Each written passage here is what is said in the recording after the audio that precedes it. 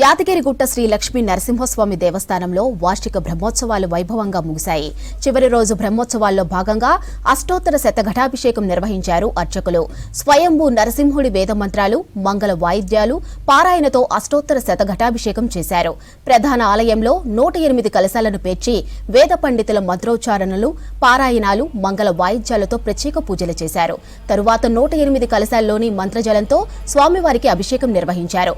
అష్టోత్తర శతఘటాభిషేకంలో యాదాద్రి జిల్లా కలెక్టర్ హనుమంతరావు, ఆలయ అనువంశిక ధర్మకర్త నరసింహమూర్తి, ఆలయ ఈవో భాస్కర్రావు, అధికారులు, భక్తులు పెద్ద సంఖ్యలో పాల్గొన్నారు.